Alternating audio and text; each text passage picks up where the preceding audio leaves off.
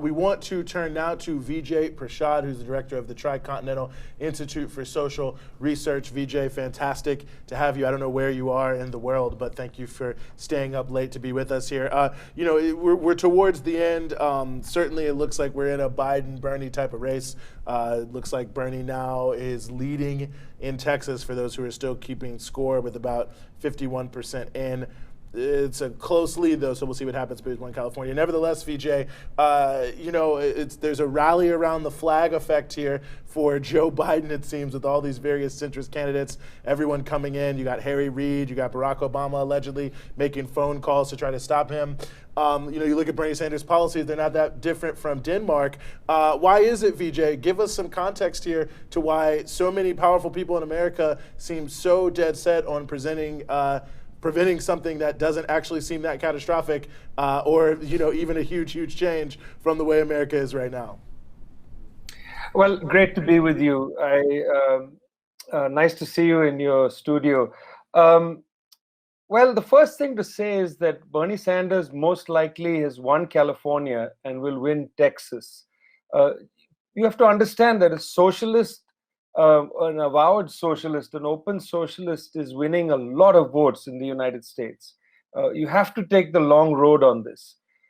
It's important to understand that even in states which seem conservative, he seems to be picking up very large numbers of young voters in particular. There is something troubling, I think, that should give pause to people, which is, this large vote, the most consistent, most reliable demographic that votes for the Democratic Party is the African-American vote.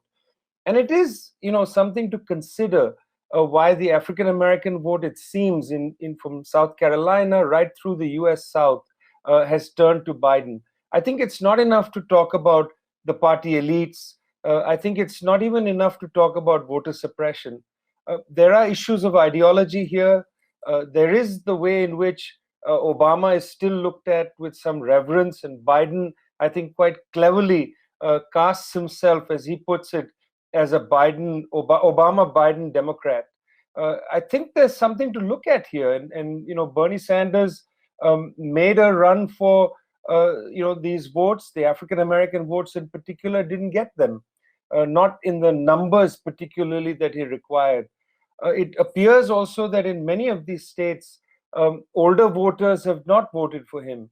If this is an election that happened 20 years from now, I'd hazard that somebody like Alexandra Ocasio-Cortez would really clean up on a primary, because young people seem to be very attracted to the Sanders message, to the socialist message.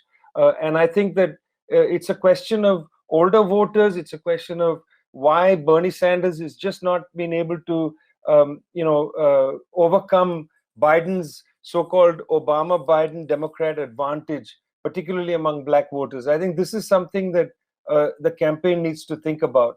I feel that the attack on socialism is something that's, expected, and I don't think people should be upset about it. This is, after all, a capitalist country, an imperialist country. The elites are going to be, they would do their very best to prevent somebody like Bernie Sanders, a socialist with even a moderate socialist agenda, from coming into office. I don't think this should surprise anybody. In fact, it's quite amazing that he's been able to get as far as he has in this system. It's a corrupt system. It's a system, that is lubricated by vast amounts of money. And I think he's only been able to get around that essentially by raising small contributions from people who believe that the system is utterly broken. And I think that's, again, just to repeat what I said at the top, that itself is something to take great hope in. The fact that he's winning millions of voters, that he's able to raise money from millions of people and not from, the very rich and so on. So, I don't see this Super Tuesday event as a disappointment. I think this is an enormous advance for socialism, on its own. And I think the very fact that it's likely he'll win California and might win Texas, I mean, that's something to say.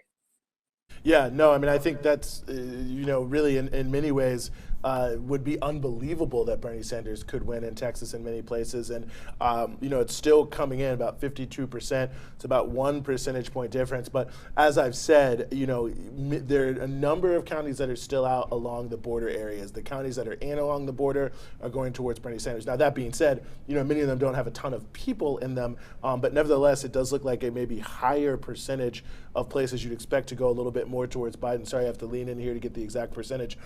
81% in Harris County, that's where Houston is, Biden leading there. So it seems like of votes left to come in, it's not a sure thing, but there are a lot of votes in a lot of counties yet to fully report, some not to report at all, where I suspect that Bernie Sanders will do relatively well. So it'll be interesting to see if his lead starts to extend a little bit, although Biden has closed the gap, as it were. So Texas, obviously a real fight here in a number of different ways, but California, which has the most delegates of any of these, 451, I believe is the number. Nevertheless, 415. I had the numbers inverted there. Thank you very much. A little dyslexia on my part. But nevertheless, there's a big prize for Bernie Sanders, a lot there. I'll also ask you this, Vijay, just in terms of, where this thing is sitting now is, looking forward to, and I think what you said is very true, like in many ways this is a good thing, not a bad thing, even if Bernie Sanders is being attacked for socialism, and you're speaking about AOC. Does this feel like either way this is kind of a turning point election? Like kind of no matter who wins the primary, no matter who wins the general, not that those things don't matter, but just that this, the very fact that some of these things are happening mean that there's something of an inflection point in U.S. politics, which may in fact, I think, given the role the U.S. plays in the world, and look at more of an inflection point, or is it more limited than that?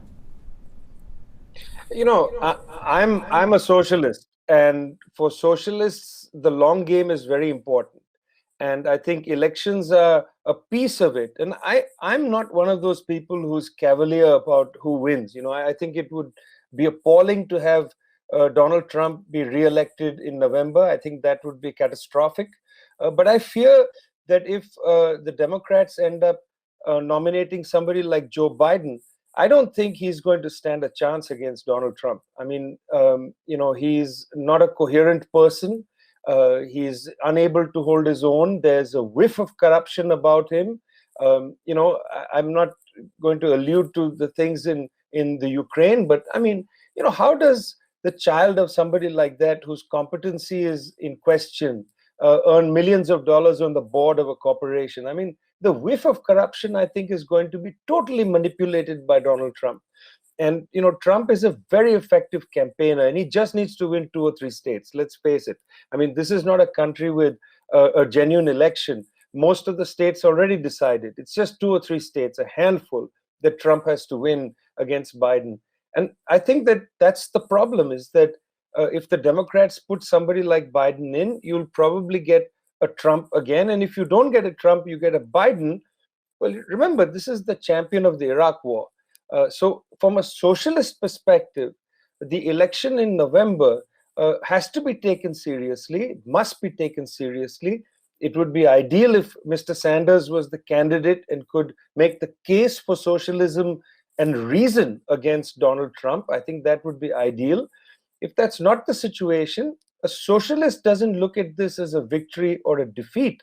A socialist tries to understand what has been gained from this process, how many millions of young people have been attracted to these ideas, what is the kind of stamina of these ideas in American society? Will these young people be committed to go into their communities to try to implement a socialist agenda, to push some of these ideas, to get elected at low levels, to propagate these ideas, for a generation? So what I would say, how I see this, isn't merely in terms of, midnight on Super Tuesday or election day in November of 2020, or indeed, the election of 2024. We have to look at this also in the long term, in terms of the deep impact Mr. Sanders has already had on this country, the deep impact he's had on millions of young people's lives, made them think about these ideas, made people understand the possibility that you could have an agenda that wasn't simply catering to corporate greed, that wasn't simply catering to the financial elites, and wasn't simply surrendering to climate change. these are quite considerable advances that Mr. Sanders has made, much more than the small socialist parties have been able to make, at least in the last generation. So you've got to, doff your cap to him. You've got to turn to these millions of young people, and you've got to say you cannot ever be, feel as it were hopeless, or that something, was a missed opportunity. There are no missed opportunities. There's only the long game.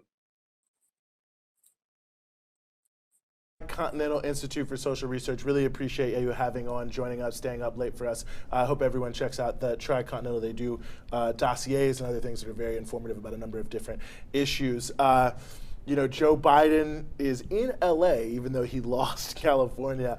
One of the themes that a lot of our guests have brought in here tonight is one of Biden's biggest weaknesses, the fact that he seems to struggle on stage. I think I'm trying to be charitable here.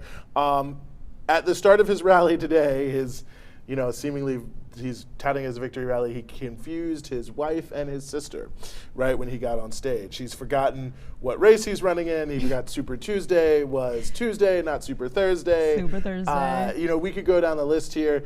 I hate to just rag on somebody, but I mean, it's difficult to really see how this doesn't rebound back on him. I think, Dr. Prashad made a very good point there in terms of, the Hunter Biden, the whiff of corruption. I mean, you just think of how the field day Trump's going to have with this. Hunter Biden kicked out of the Navy for cocaine use. The story that he told was, I was at a bar, and a guy said, yeah, let's smoke a cigarette. I smoked a cigarette, and then on the drive home, I was really hopped up, and I realized the cigarette was laced.